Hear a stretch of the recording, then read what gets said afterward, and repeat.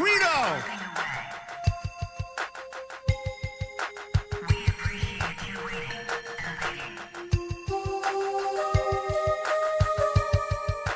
What is it you're waiting for? Do you even know anymore?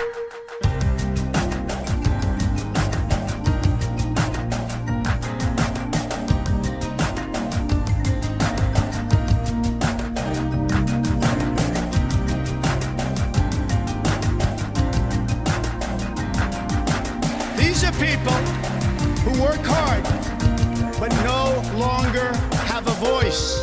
I am your voice.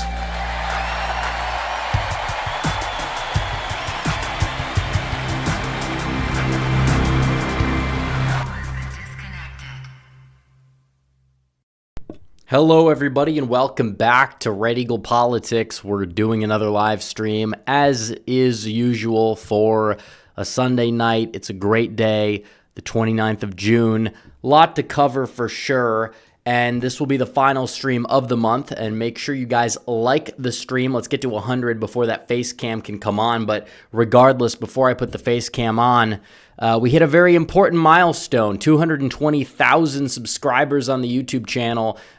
It's been a long time coming. Hopefully we'll be able to get to 225K by the end of the year, 250K by the midterm. Slow and steady wins the race, many are saying, and that is true.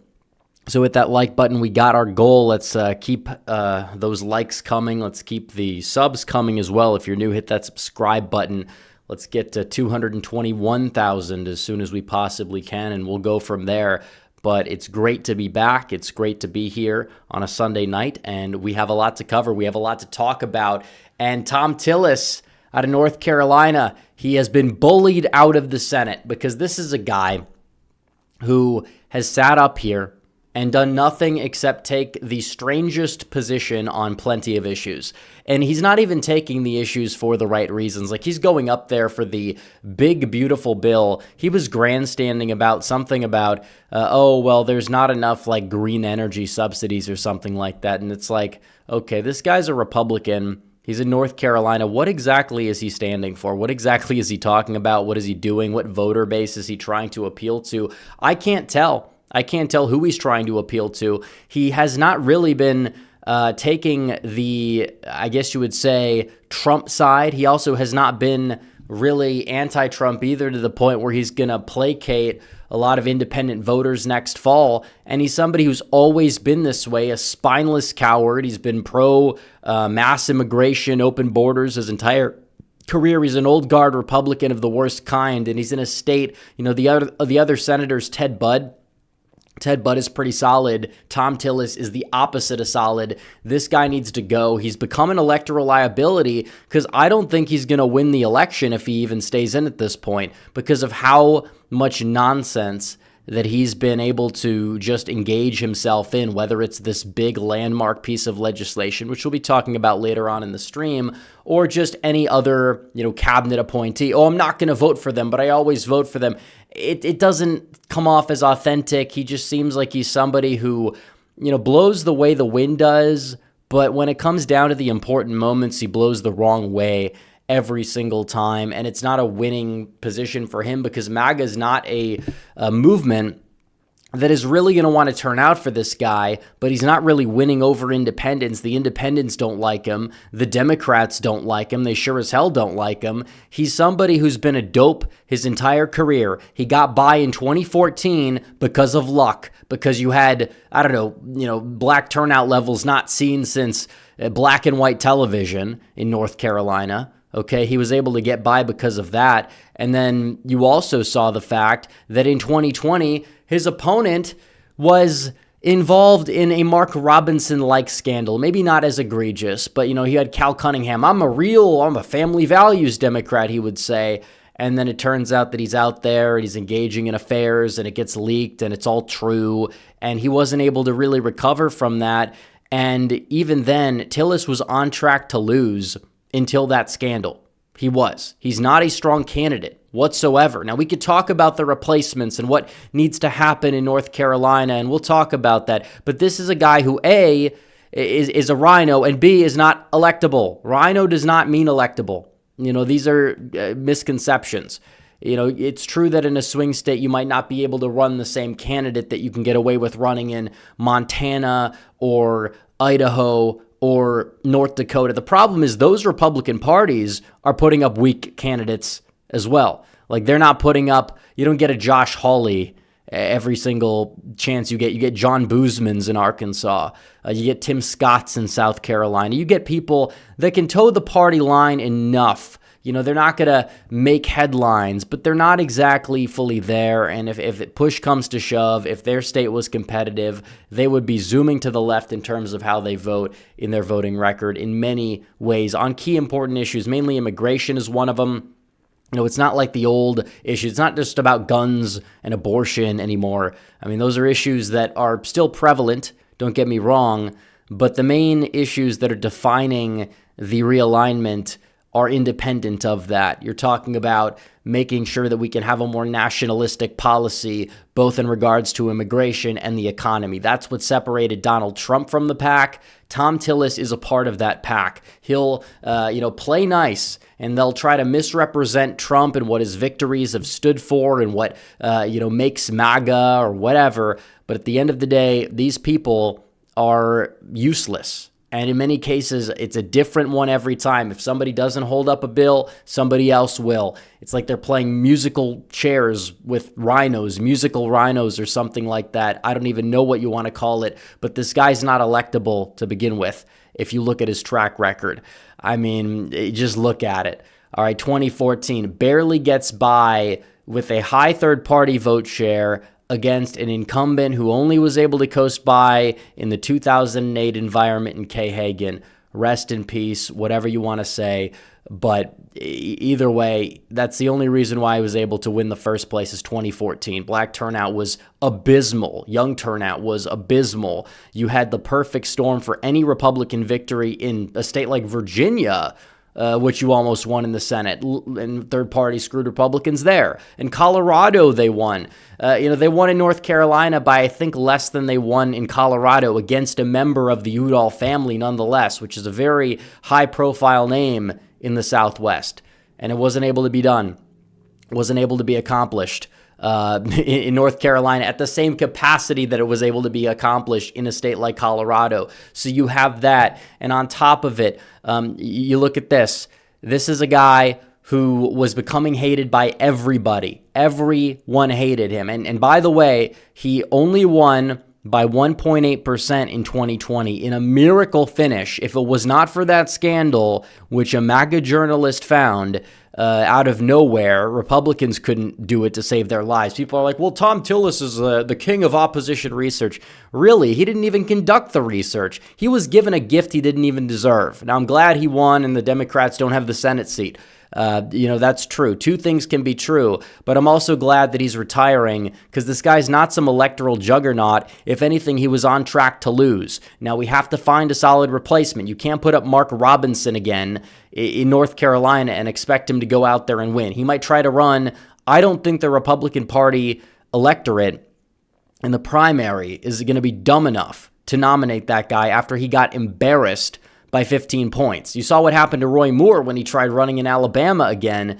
He got absolutely decimated in that next primary. He got like 7% despite winning the primary without the Trump endorsement, by the way, back in the 2017 race. So again, apples to oranges, or I guess this case it would be apples to apples if you're going to make the comparison as to why Robinson would not win the primary there. So when you have that, you also have to understand, well, he won by 1.8. People will say, and I'm not trying to call this guy out that I called out here, but he made a point that a lot of people have made. That's why I quote tweeted it. And he said he outperformed Trump in 2020 and faced a strong Dem incumbent in 2014. Now, Kay Hagan won in that state because of the fact that Obama won the state, and it was a very, very, very good year for the Democrats, even in North Carolina. She was not going to hold that seat in that 2014 environment, whether you want to say she was strong or weak. I think another Republican would have been able to win by more, to be honest, but that's a little bit besides the point. The main point is Thom Tillis did not overperform Donald Trump. not Kate, Cal Cunningham underperformed Joe Biden. That was the main takeaway. And you have the Libertarian Party getting over 3%, the Constitution Party getting 1% to 2%. And some of it was because I think people were upset at the scandals. Independent voters, as a protest vote, marked the ballot for the Libertarian candidate. As for the constitutional candidate, a lot of that is because a lot of people view Thom Tillis as weak. And those people probably are not going to show up if he's at the top of the ticket. But if you find somebody else, I don't know who it's going to be, whether it's Dan Bishop, whether it's Michael Whatley, Laura Trump is in the mix. I don't know if she's going to run. She was teasing a run in Florida. So if she's going to run in North Carolina, she's going to have to answer some questions, but she would get the nomination. I think she could win the general if she goes for it. I just don't believe it seems as if it's likely that she's going to, given the fact that A, I believe she lives in Florida now. You can correct me if I'm wrong on that. And B, I think that she's just too busy raising her family to want to run, which is why she didn't run in 2022 when she would have had the clearest chance to. Trump endorsed Ted Budd. It came out of nowhere, but it was a very smart endorsement. He's been a great senator. He was able to win. So you have this. But Thom Tillis, he underperformed Donald Trump. It was the third parties that overperformed. And it was because of the Cunningham scandal. If you did not have the Cunningham scandal, you would have had Senator Cal Cunningham in North Carolina. Thankfully, you don't. You know, one nightmare is over, another has begun, but that nightmare is ending now because the Republicans are able to go back to the drawing board and find somebody that can run for this race that is going to be capable of leading the party to victory, and I think at a higher degree. Because, yeah, I think Tillis could have beaten maybe, if he behaved when it came down to something like this, Wiley Nickel. Roy Cooper might have been a little bit harder. I don't know if he's going to run for it. Even if he does, I think he's beatable. I don't think he's some unbeatable titan. I think Dan Bishop could even beat him. Dan Bishop should have won. He would have won if it wasn't for Mark Robinson dragging him down. But let's just say Wiley Nickel is going to be that guy and the Democrats put him up there. I think the Republicans are still favored. If anything, they have a better shot because Thom Tillis is not some strong incumbent. He's never gotten 49% of the vote in any election. You're going to need to probably do that here. So keep that in mind. If you're not reaching the percentage level that you need, it's a problem. There are some red flags that are being posed here, and you got to go out there and find a better candidate. And I'm not saying Mark Robinson. I think he would be far more of an electoral liability. He'd probably lose by close to double digits, if not double digits. But there are plenty of other candidates out there who are viable, who are strong. You have a deep bench. Some people are saying Pat Harrigan. Some people are saying all sorts of names. But there is a candidate out there of the many that will be able to go out and win that election. Absolutely. In North Carolina, it's a state Trump won by over 3 points. It's a state that he won 3 times, not just 2 times. He won it 3 times in the final count. And we know 2020 was a rough election in a lot of places, but he was able to win it 3 times. The state has not gone blue in a federal election, meaning Senate or president, since 2008. So you have a very, very long, tenure of this state, almost 18 years. It's elected Republicans, despite being closer at the presidential level than it was for Bush in 2000 and 2004. And part of that is growth and increased black turnout over time, etc. You name it. But regardless, it's a state that is red, relatively speaking, and Republicans should have no problem winning it. I really don't believe they should have a problem. And in fact, I think they have less of a problem now because Thom Tillis was holding them back. He's out of the picture. Now it's the time to go out there and find a real senator who actually can represent the interests of the state. And we're going to be talking a little bit after a quick water break about the big, beautiful bill. But if you guys want to contribute to the conversation during the stream, please feel free to send super chats via the super chat function on the live stream as well. Turns out the computer's actually not plugged in for some reason. I don't know why that exactly is. Okay, there we go. But one quick water break and we will be right back.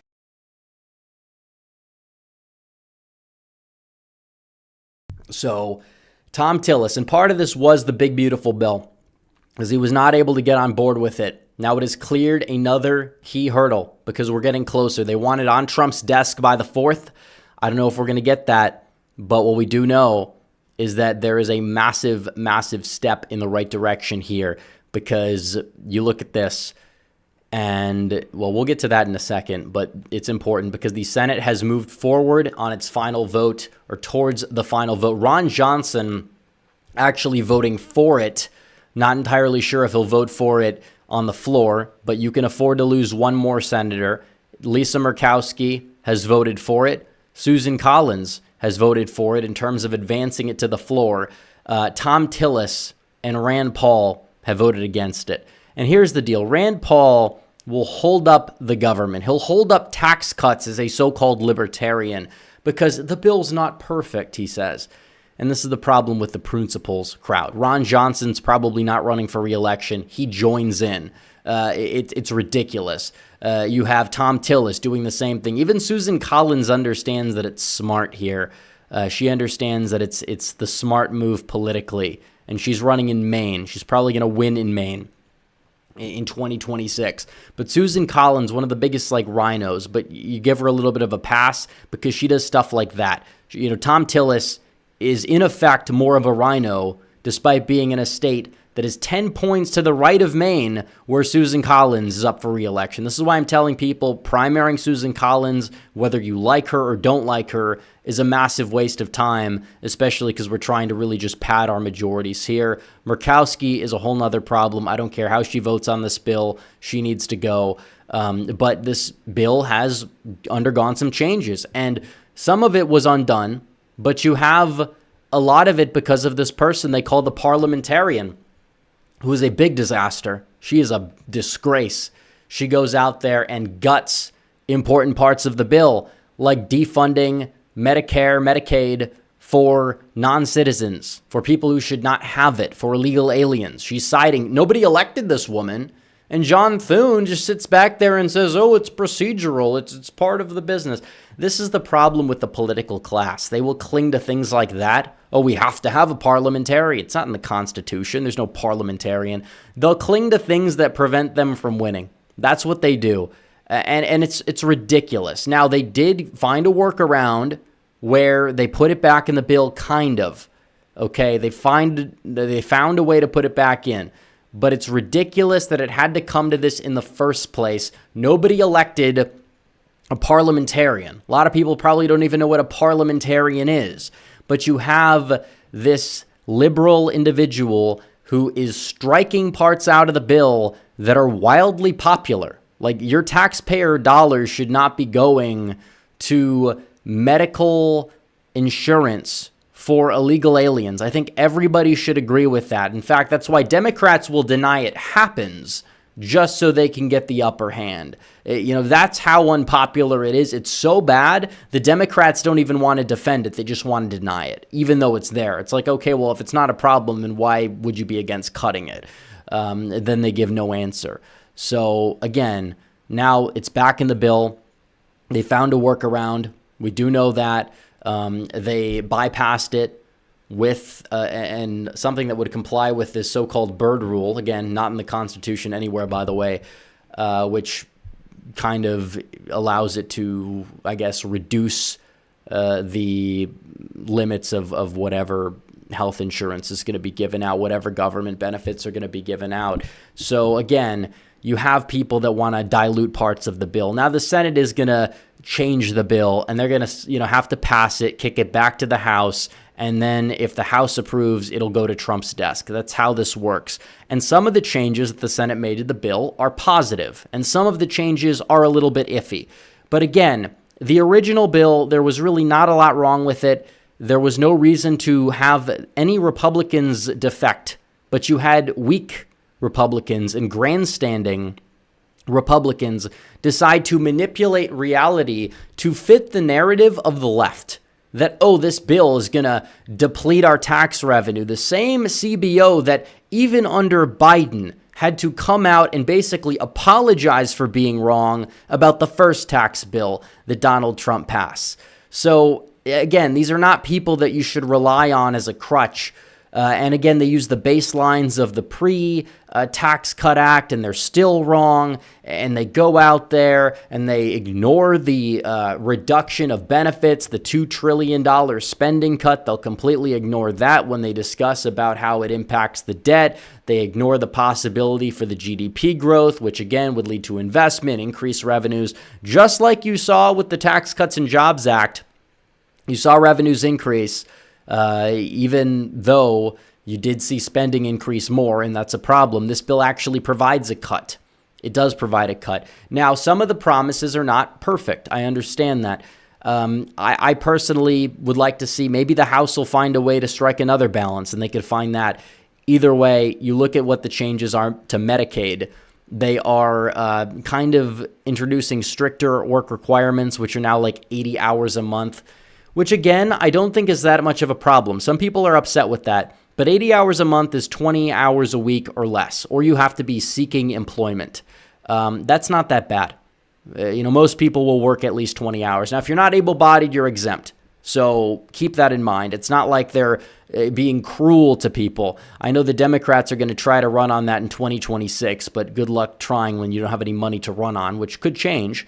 But even so, it's very dishonest and it's misaligned with reality. Also, it lowers provider taxes with a delayed implementation. It does add funds to appease rural states with healthcare challenges, so you're not going to see coverage reduced, which makes sense. Now, I like this next part for sure. The first part, a little bit iffy. I don't know why they needed to lower those provider taxes there. I'm not sure how that would impact. Haven't done enough research on that, admittedly. But number two, the SALT deductions, now they have revised it, which is smart because you're only limiting it to 2028 to 2030. Now, here's the deal. That's good because I personally think the SALT deductions, if they're going to exist, they should exist for certain lower to middle class income group brackets. Like that's what it should be limited towards. Now, it's smart that they're going to be limiting it to 2030 because you have New Jersey that is moving to the right, Illinois, New York, these states for 2028. If you do that for these states that already moved to the right, you have a shot, an outside shot, and maybe picking one of those off if everything goes right. So it's smart politically they're doing that, and it does allow for an expiration date to be set. So that's better in my opinion than nothing, although I think it's a little bit too high. I think part of what made Trump's first tax cut bill work so well is because you got rid of the SALT deduction. It did piss off a lot of blue state Republicans, blue state donors, which is kind of the point to shift the tax burden. And it doesn't put them back in place at the Obama levels, which is also good. But I would like to see it maybe revised if we're going to see this actually impact the blue state working class voters more positively. But even so, it's still a net positive overall. Tax deductions for tips and overtime. So the Senate added caps for tips, which I think is ridiculous. This I'm not on board with. Now, they did pass a separate bill, so I'm not sure how that's going to work out, but they added a tax on tips cap for tips and overtime through 2028, and they phased it out for incomes over $150,000 or $300,000, which again, that's like not that bad personally, because those incomes typically don't have a lot of people that will be able to make a lot more income off tips. It's not like a working class type of thing. Those are people that would like reclassify certain things as tips. You're talking about overtime. Are we gonna have wages that above that? It's still, I think, ridiculous that they would allow that cap to be in there. I understand what they're trying to do, but again, I feel like the House bill was much better on that front. So I disagree with what the Senate is doing. They're trying to dilute the bill. When Donald Trump promised no taxes on tips, no taxes on overtime, I agree. If you make like $150,000 a year, yeah, you could start taxing those, so-called tips, because they're probably not even tips. You're not probably working as like a waiter or a bartender or a taxi driver at that point. But that's just the way it goes. Now, child tax credit reduced to $2,200. I think that's fine, honestly. That's not a ridiculous amount, and I have mixed feelings on these tax credits. We want people to have families. We want to make it easier for people to raise families, but we also don't want people just having a bunch of kids so they can get on welfare, because those kids are not going to have the best quality of life, most likely. And if you're you should be incentivized to be married a little bit younger, as we had back in the day. You should be incentivized to have a larger family. But, do we need the ridiculous child tax credit in its current form? I think there's other revisions that could be done to it for sure. So either way, if they reduce it by a couple $100, I don't think it's the end of the world if that's going to, save on spending or whatever. Now, number 5, Social Security. Again, the Byrd rule didn't allow for no taxes on Social Security to be passed in this bill. And we had a lot of people very mad about that in the live chat. But again, I'm just trying to communicate how it works. I'm not a fan of that. I wish you could press a button, but it's not like a promise is being broken when you have a rule, which I think is a dumb rule. But there's a workaround. It increases the deduction. The Senate actually increases it further, so that's actually good for seniors. Also, SNAP program. Again, the House version introduced work requirements for SNAP. Again, that's good. We want to see that. We don't want people going on food stamps if they're not actively seeking employment. And on top of it, they shouldn't be allowed to buy luxury foods on government dime. It's not about freedom at that point. It's about where our tax dollars are going. And the Senate version requires states to contribute more to these programs as well, which again is a little bit interesting. Also, debt and deficit impact.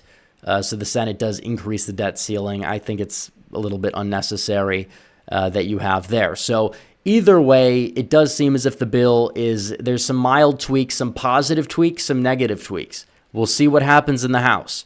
I don't want to make the perfect the enemy of the good. I'm also not a fan of certain things in this bill either. Hopefully the House can maybe strike a compromise. Hopefully the Senate can comply. Hopefully the Senate can advance this bill back to the House so something could get done, so we can actually pass Trump's economic agenda, because we're still waiting on that. We're still waiting.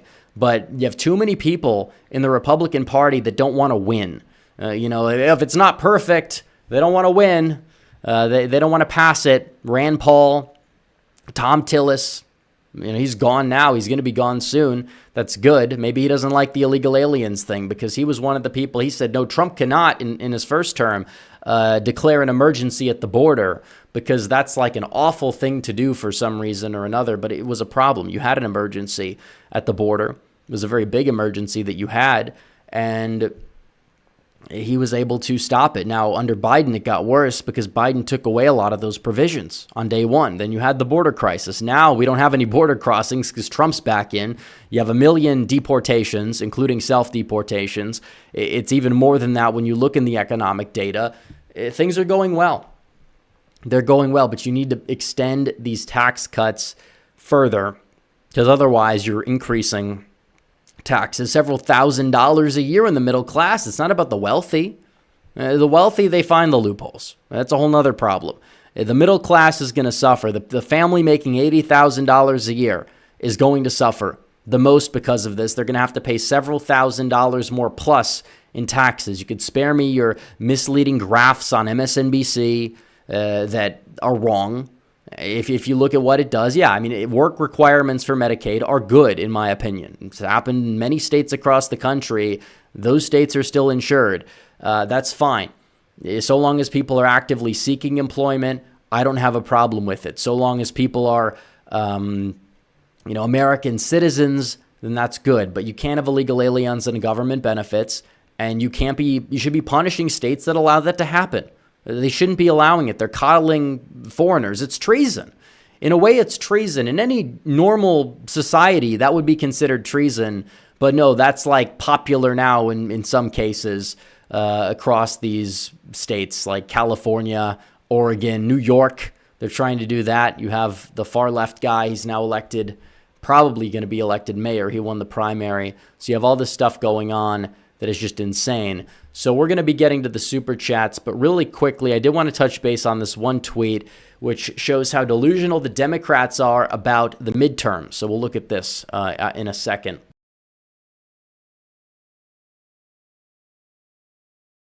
Because these people, they think that because Trump's in office, the Democrats are guaranteed to flip the House and the Senate. Now, the House is up in the air, but if you have redistricting, you'll be padding 5 seats potentially in Texas and Ohio, which means that you're starting off, when you take into account all the toss-ups, you're starting out at like 213. The Democrats are like at 190 something. Yes, the Democrats can win the House, and they will have a lot of energy on their side because Donald Trump is in the White House. But their party has an approval rating on a good day at 30%. Donald Trump's approval rating on a bad day is 46, 47%. So when you look at that, he's well above the Democrats.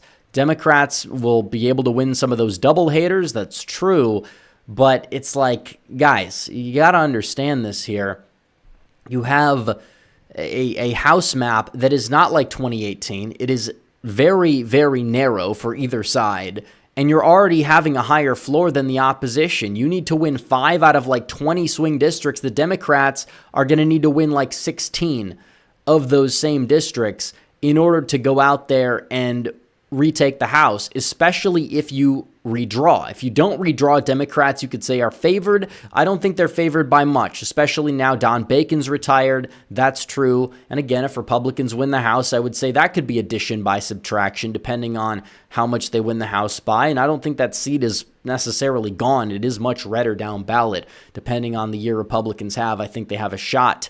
Statewide offices have gone that way over the past, I think, 5 or 6 election cycles in that same district. But you have this big thing where Democrats are not going to be able to run the table there, and they don't have a shot in the Senate. 25% shot at the Senate means that Joni Ernst and John Husted have a 25% or 50% chance of losing each. That's ridiculous. Under zero circumstances is that the case. Now, Democrats could gain in the Senate. They could hold Georgia, Michigan, New Hampshire, which Republicans have found a good candidate in New Hampshire, and they could flip North Carolina. That is a possibility. I don't think it's any more likely now that Tillis is out of the picture. And you have Maine. Maine, I don't think, is really going anywhere. I think Democrats are beginning to admit it. Nobody wants to go against Collins because they know they're going to lose. They'll find somebody who will go against Collins, probably lose by like 5 on a good night for them, and then their political career is going to be over, just like everybody else who has lost an election to Susan Collins. So, yeah, I'm not seeing a blue wave at all. I mean, they could retake the House, but I think it's going to be a lot more like 2022 than it is like 2018.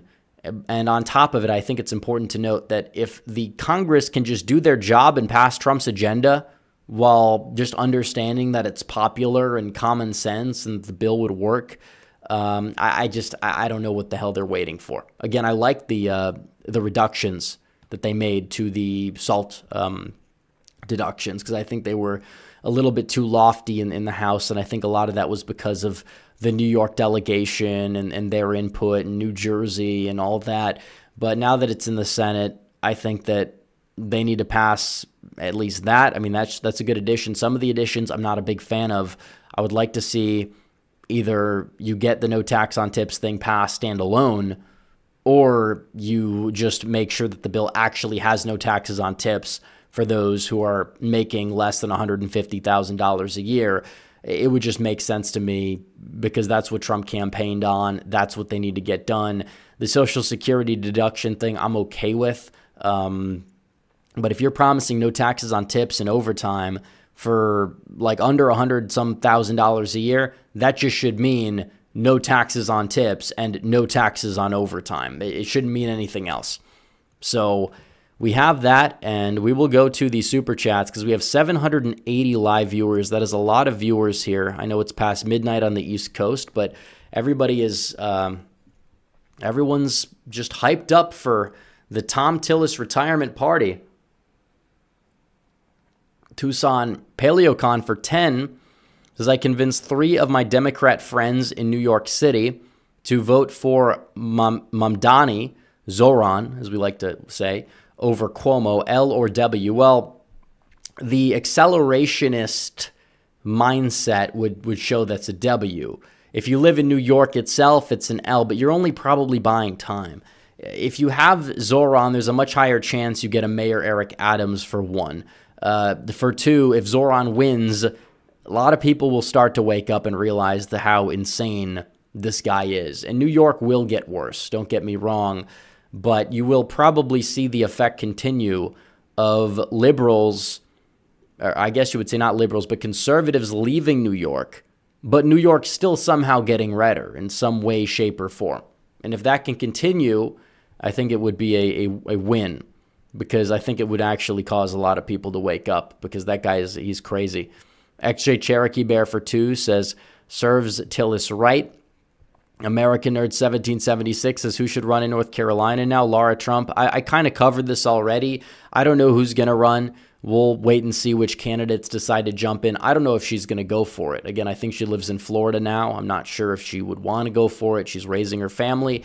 But do I think that she would be a better candidate than a lot of armchair pundits are going to give her credit for? Yeah. I mean, people will say, well, Republicans only show up when Trump's on the ballot, and then you actually get a chance to put a Trump on the ballot in a right-leaning swing state, and these same people will say, no, that's a bad idea, that shouldn't happen. Again, it's exhausting dealing with some of these people. But Jacob Hawley for $20 says, I'm seeing many blue dog, moderate Democrats in social media begging Roy Cooper to run. They're crying for him hard. Mark Robinson responded to it too by posting a scheming emoji. Don't let Mark run. Moderate MAGA person, please. Well, I don't think it's going to be Robinson at all. I think in terms of these moderate Democrats or Democrats wanting Roy Cooper because they know Roy Cooper would give him a shot. I think he's overrated. I don't think he'd be guaranteed to win by any stretch of the term. So American Nerd 1776 says, who's Don Brown and why did Robinson endorse him? I don't know much about him. I don't think he's Robinson tier just because Robinson endorsed him, but he was already running against Tillis. He never really had much of a shot against him. Now it seems like it's a wide open field and there will be a candidate to choose from that's probably a little bit stronger than that. Luke Newman for 2 says, I'm so happy that Tillis retired. He was dragging us down. I think Rand Paul's done. He could lose his primary. At the rate things are going, I don't think he's going to run for re-election because he's not pretending to care. Roku Fan 1835 says the downfall of Rand Paul is so sad. Yeah, I mean, this is just the libertarian brain rot. The same people that vote third party. Yeah, I mean, like if you're 50-50 in your convictions, it's one thing and you don't like either candidate. But if you agree 80% of the time, but you can't get behind something because of things that are relatively inconsequential, so you're willing to sacrifice the greater good for the inconsequential principles, like that's the thing. Because even if you want to say, oh, the debt ceiling's going up, it's a problem, you're going to have the debt ceiling passing at 60 votes if you're not going to have it passing at 50 votes. And that's going to pass with Chuck Schumer. It's going to pass in a bill with a bunch of liberal pork that other rhinos are going to sign on to.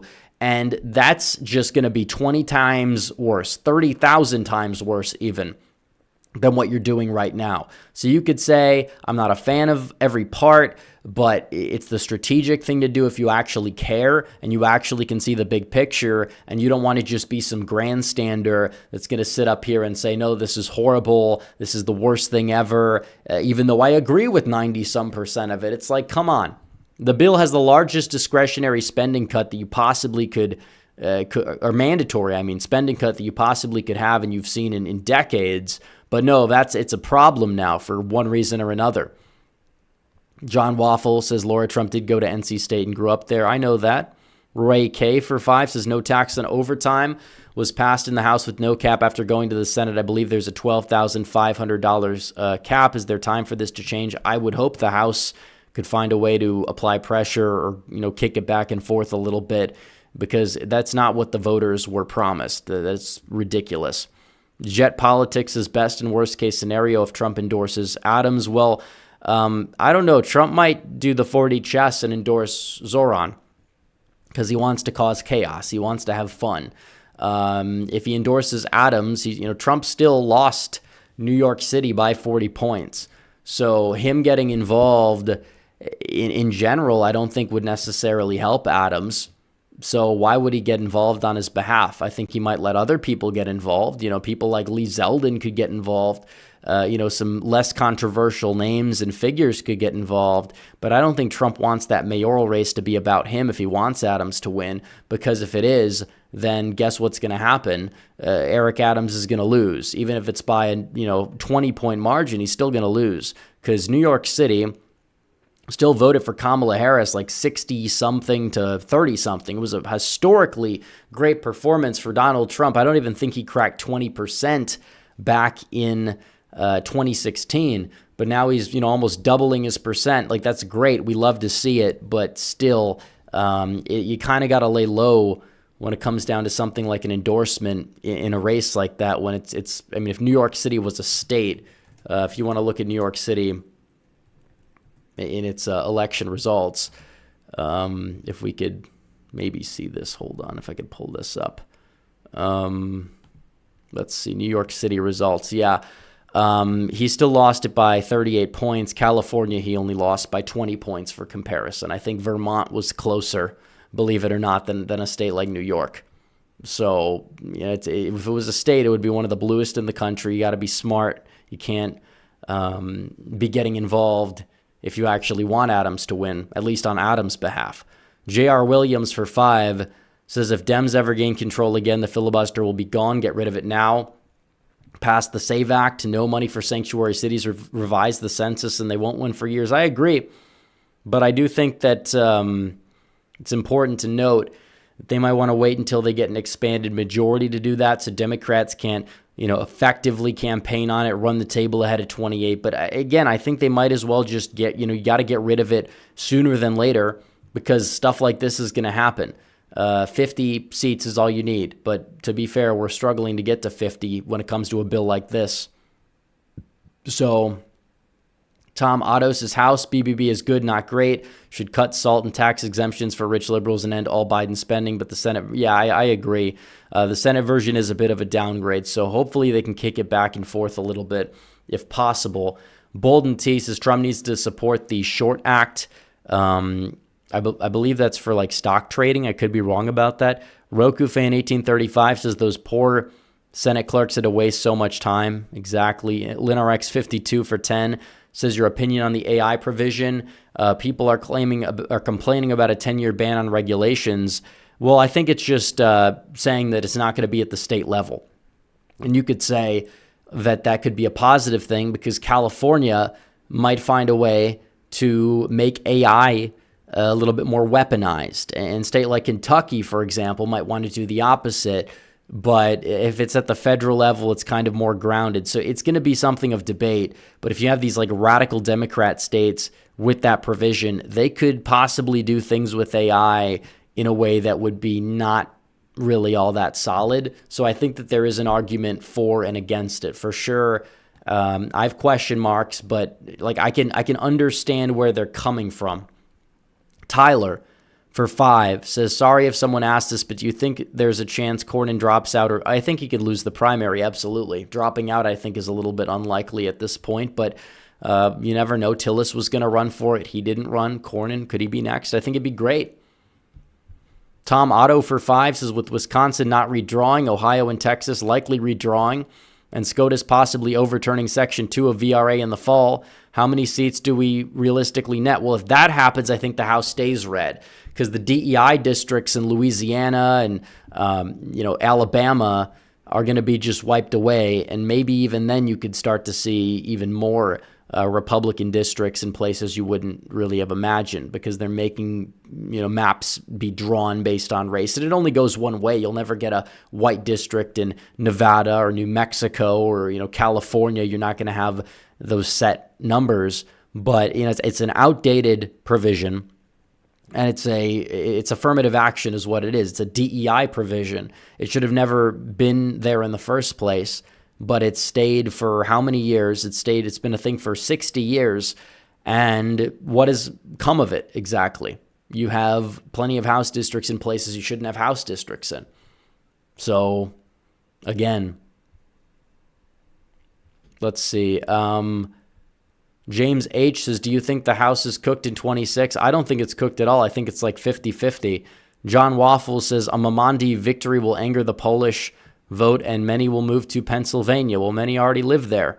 Luke Newman says, LTE has Vance losing to Buttigieg. Well, that's that's funny. That would not age well. I'll say that. Buttigieg is an awful candidate. I don't know why the Democrats think he's strong. If you're polling at 0% with black voters in a Democratic primary, what makes you think you're going to get enough black turnout to win?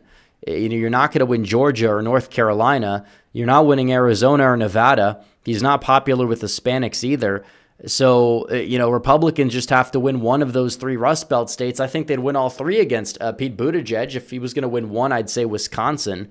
But I just think that I think it's ridiculous. It would be an abysmal night for the Democrats. I think they'd make Kamala Harris look good if they put a Buttigieg. Even though I think Buttigieg is more intelligent on paper, I think as a candidate, he's weaker. He's worse. So Luke, for one, says, but he had Gavin Newsom losing to Vance. Well, I don't know. I can't go through these people's brains. I can't focus on what everybody else is saying. I will say that it's strange that you have people in general, not just that guy, but plenty of people who think Pete Buttigieg is some electoral juggernaut for one reason or another when he's not. He's off-putting. It's not just the sexuality, but that is part of it. Trying to lecture Republicans about like being bad Christians when you're literally your lifestyle is rebuked in the Bible like countless times. It doesn't land well. It doesn't sit well. With a lot of people, even people who are not very religious, it doesn't really sit well with them. And when it comes down to his general demeanor, he's very, he's very slimy. He is very smarmy. He's very elitist. He appeals to a small subsect of Democratic primary voters, and that includes the elite that will be selecting their nominee, because we know it's not a democratic process. By and large. So they're probably either going to try to pull for him, and when they realize that he can't win, just like last time around, they'll sub him out for somebody else, and they'll get him to drop out and endorse him, and it's going to be a big mess. So we've been down this road before. So Brett BR says, how are Democrats plus 1.6 in generic ballot while having the lowest approval in 20 years? That's a good question. They're not doing too hot in the generic ballot. I mean, if you were looking back at 2018, they were up by like 8. And they were up by double digits, I think, in July of 2017. But now they're barely up at all. And that's with a lot of polls that are, they have some like outliers in their favor. I think it's going to be a close generic ballot. Even if it is D+2, I think that doesn't guarantee them the House, especially with redistricting. So Mitchell Ryan says, I've been seeing gun owners will not show up for the midterms due to the HPA and SBR Act not being in the BBB. Well, like I said, I think people need to not make the perfect the enemy of the good. You're not just voting for, some senator who's a rhino that's probably not even up for re-election. You're going to be boycotting your governor's race if you live in Arizona, which is crucial. And a lot of gun laws are state laws, by the way. They're not federal laws. So if people sit out elections, I think they're being short-sighted. I don't think they're looking at the big picture. I understand the anger, and there's primaries too, by the way. A lot of these people that are being mentioned are not up for election, or they're not in the states of the people complaining. So I will also say that I think it's a waste of time for people to stay home. Because if you stay home, I don't want to hear you complaining about, any gun laws that the Democrat Senate tries to pass through under a Democratic president. I think it's a big waste of time to stay home. James H. says, I feel like Dems' best candidate is Beshear in Kentucky. I disagree because I think that the only reason why Beshear has any element of popularity in Kentucky is nothing to do with him. It's A, his father was an actually moderate Democrat, Steve Beshear, and he was able to coast by to victory by a hair, thanks to third-party voters, against the worst governor in the history of the country in the 21st century by many metrics, in Matt Bevin, in terms of his popularity, his ability to connect with voters, you name it. He had an abysmal approval rating. It was in the 20s. He almost still barely won, and that's with Donald Trump in the White House and an energized Democrat electorate. So that's part one. Part two is this guy is able to coast again, and he was able to win as an incumbent governor against a lackluster campaign on the behalf of Dan Cameron because of the fact that he gets to sit up there and do nothing. He can become the darling for the Democratic Party. Half the voter base in Kentucky thinks that he's his dad. They don't actually see him. They don't see him saying crazy things. They don't hear that. They just see him saying, okay, well, maybe I won't touch guns as much, and maybe I'll like protect your Medicaid or something, and that's going to be enough to placate enough independents in Kentucky and ancestral Democrats who voted for Bill Clinton and Steve Beshear to vote for him. It's nothing to do with his federal ambitions. He was going to completely collapse on the federal stage. I don't think he's strong. I don't think that a lot of these people that I hear being touted as strong are strong just because you win a statewide race. How many times did I say Ron DeSantis is going to bomb on the national stage? And I got a lot of heat from a lot of people, probably lost a couple thousand subscribers for just saying it after the midterms. And then everybody who at least is living in reality is going to agree with that take. So again, Beshear also is not like DeSantis where he was polling high until people actually saw him. He's polling low. And if people see him, I think he's too bland to really get off the ground. So I'm not worried about him. I'd say Wes Moore is a stronger candidate. Even Gretchen Whitmer, despite her baggage, at least has the ability to relate to Midwesterners when she's speaking. She wins Trump voters in Michigan, a good share of them, not all of them, not most of them, but enough of a share of them to win by decent margins in the state of Michigan.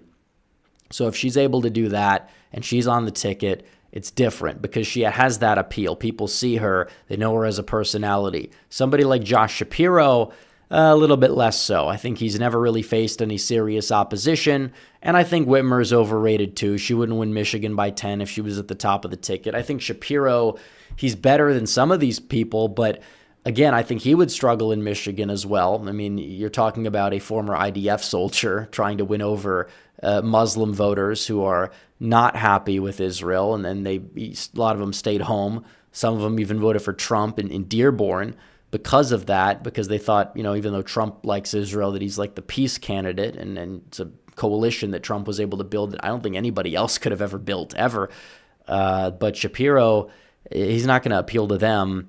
He kind of comes off like he's like 5'5", and he acts like a Southern preacher, even though he's technically like a white guy, technically Jewish, but a white guy, like wannabe Obama.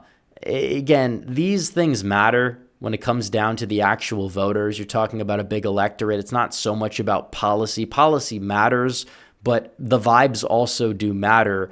And I don't know if his vibes are really all that sustainable because they don't really come off as that authentic to a large electorate.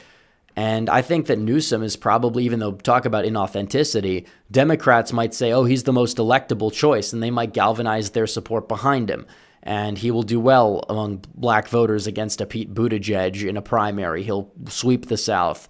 He'll do well enough. I think he'd lose, but I think he could win a primary and do better in a general election than somebody like a Pete Buttigieg or Kamala Harris running again, or, God forbid, Alexandria Ocasio-Cortez.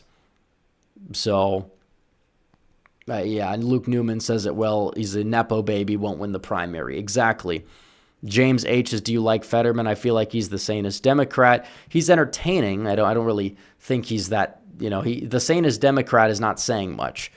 You have this guy who will still have a meltdown over the Senate gutting the ability for, states to allow bans on transgender children, transitions, and playing in sports. And he's upset about that. It's a common sense 80-20 issue, and Fetterman takes the wrong side of it. I don't think that he's appeasing very many people. I think he's very vulnerable in 2028. I think he's more vulnerable than people give him credit for. As for Luke Newman's next question, do I think he loses the primary? I think that there is a chance that he does, or he just retires. He has health issues. He's kind of like a Kirsten Sinema in a way. She would try to do the same thing. Oh, I'm like a moderate, but she wasn't really that much of a moderate. But her party didn't like her because of it, and because maybe on like one or two issues she said, I'm not gonna vote for this bill, and they happened to like sideline her, and Ruben Gallego was probably going to run against her in a primary. She became an independent, tried to run as an independent, realized that it probably wouldn't work, and that she probably would cause Kari Lake to be elected, and then she decided to bow out, and I don't know what her next move is. So I think Fetterman is similar to Sinema in that regard, because she was far left a long time ago. Fetterman was as well, trying to be moderate, although maybe the brain injury somehow corrected his views on certain things, or at least his mindset about how to appeal to the public. But his voting record's identical. It's the same as it would be elsewhere. I mean, he broke from his party a couple times with Trump's appointees, but that was about it. Luke Newman says, Andy Barr or Daniel Cameron for Kentucky Senate. I think I'd rather go with the other guy. I support the other guy. Because you have a lot of people that they may be better than McConnell, but they're still McConnell acolytes. We need new leadership. It's a very America first, like populist type of state. It's going to need a senator that fits that well. Nate Morris, who announced on Don Jr.'s show, is probably the best bet for an America first senator out of the state of Kentucky, because we know Rand Paul is not pulling his weight. He's grandstanding. We know. So again, guys, we're 57 minutes in. We'll go another 10 to 15, maybe like 5 to 10 minutes. Make sure you guys like the stream down below. Let's get to 500 likes. We have 664 people. So if you guys have any last super chats, this will be the last call for super chats. I don't think we're going to hit the goal tonight, but that's perfectly fine. We will see.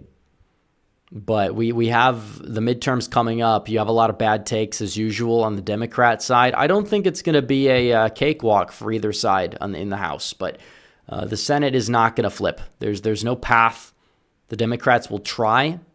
I think their best bet is like 50 or 52 Republican seats, 48 Democrat seats, where they can believe that if everything goes right in 2028, that they can run the table, which is very unlikely, and manage to have the Senate. But that would mean they need the presidency, and I personally don't see that party going anywhere in regards to the presidency.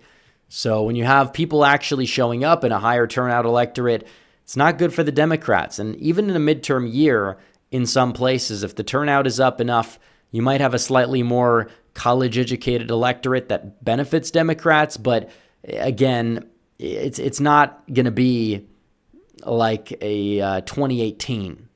It won't even probably be like a 2022 even. I think you could even make the case in some places, because you'll have Republicans in Michigan more energized. Trump just won the state. You have a party that's on the up and up. Maybe they'll be able to find enough voters. Pennsylvania is an interesting case. I think Shapiro wins, but I think it could be closer than people would expect, because he'll be facing a real candidate this time. James H. says, have you seen the cursed idea Trump made? Yeah, Trump's not going to do that. Trump has a head on his shoulders. I mean, Robinson for governor is one thing. I don't think a lot of people knew about the depths of his scandals and controversial comments. I think, some of his controversial comments didn't really hurt him. I think it was mainly the abortion stances and, the flip-flopping there. And then the dagger was the Nude Africa scandal with the website, and people tried to say it wasn't real, and it's like there's no way it's not him. I mean, if you look into the site of it and look into what he the account name is the name he uses, and it was active in 2010 or sometime around there, and it's like he could have. I just wish he would have admitted it and said, I'm a changed man. That was a long time ago. I was trolling. He probably would have actually lost by like 11 or 12 instead of like 15 if he actually owned it. Because that's the thing. You can deny it, but if it's so blatant and it's just so comically bad, then you might as well just like, you got to own it, because it's not like it's something somebody wrote and, oh, it's like hearsay. You're actually posting. It's consistent with who you are in some regards. I just think it was a mistake. I think he should have dropped out. I got hate when I said that, but it seems like he should have dropped out, because if he did, Republicans would not have lost their super majorities if he stayed in. So, like, I understand the fighting spirit, but you can't compare everything to Access Hollywood. Trump is a unique character, a unique figure. He's at the top of the ticket. He's a cultural icon. Mark Robinson is entertaining at times, but it did hold him back. It did hold him back. Jonathan Williams for 10. Then we'll do John Waffles. He says, your counterpart is going on about a Democratic Tea Party within the Democrats. Mamdani's win in New York City was a fluke. Older turnout was low due to the weather. Well, I disagree with that. I think young turnout was just up. I agree with I hope there is a Democratic Tea Party. It's not going to do too well. The Tea Party policies even then were, not all that broadly popular in competitive areas. People that did well with them tended to be more like populistic, like, more MAGA. People like Ron Johnson did better than people like that guy in Colorado. So you had that. Now, John Waffle says Moore and Cuban are the Democrat options. They're the better options for the Democrats. Luke Newman says, I'll vote for Nate Morris in the primary. Thanks, Rep. Well, there you go. I think it's important that, and hopefully he gets off the ground. The lay of the land could change in the state, but seems like a solid candidate. He is not a McConnell-type Republican, and that's the problem with Kentucky. You either have the McConnell clones, people like Andy Barr, Daniel Cameron. They're not as bad, but they're like meh. And then you have the like libertarian types, people like Rand Paul, Thomas Massey, who end up voting with the Democrats more than the McConnells because they're, I guess, standing on principle. And again, time and a place. If you have a bill that's important to pass, that is what Trump promised by and large, and even for your own reasoning, you can debunk your reasoning easily. It's like you're not really getting with the program well. So, we're an hour and 3 minutes in. Let's go for a couple more minutes, guys. I'll look in regular chat anyways, but if you guys want to send in any final super chats, feel free. If we can get one more, we'll count it as a half goal. One more yellow super chat or above.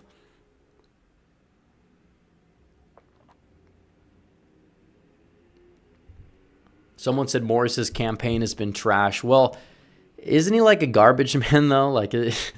Like I know what you're trying to say, but is that like the joke, or is it you're just saying his campaign's not getting off the ground? Because we're in the middle of 2025. We have time. I'm not worried about some campaigns. If he's still not getting off the ground in a few months, then you could start to raise questions. But have I ever declared supporting a Democrat? I mean, not to my knowledge.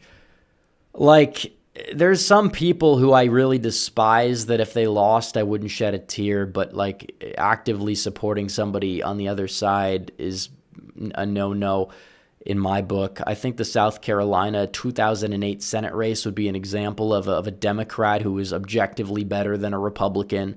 I wouldn't mind if Phil Scott lost in Vermont because honestly, some of the Democrats that he could be going up against would be more moderate than he is in a liberal sense, despite the R next to his name. It's like, if it's like a House seat and you have a few dozen of a majority, it can kind of be like, in that case, a net positive because you're, addition by subtraction. But I'm not going to be supporting Democrats because everything they stand for, by and large, with virtually no exceptions at this point, is awful. There was a guy in Arkansas who was like a MAGA Democrat who got a nomination in 2022 for Congress. He got decked by the Republican by more than usual, actually, I think. But I wouldn't mind him in Congress, but that's kind of like a rare exception.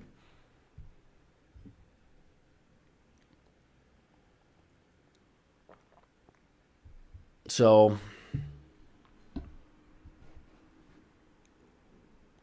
Thomas Willingham for two says, what's up with my Congressman Chuck Edwards?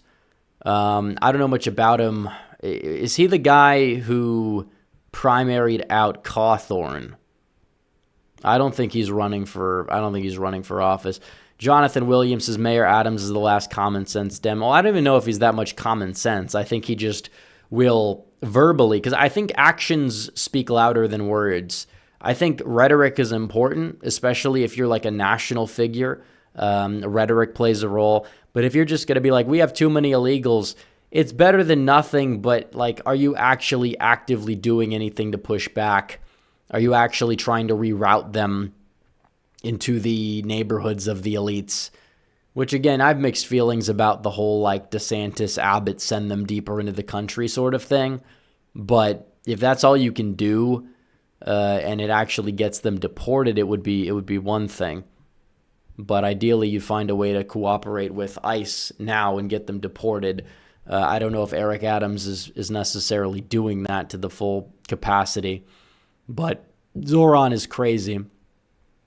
He is, and it's the economic stuff. I mean, you have government-run grocery stores that he's kind of proposing now, like not exactly verbatim like North Korea, but like he is somebody that I think you could say officially crosses the line into this guy is a socialist, not social democracy. No, he is a socialist, because some people will try to, whitewash Bernie Sanders, and some of his policy might fit that bill. But like that guy is definitely more in the column in terms of how he will correct these people and say, no, I am a socialist.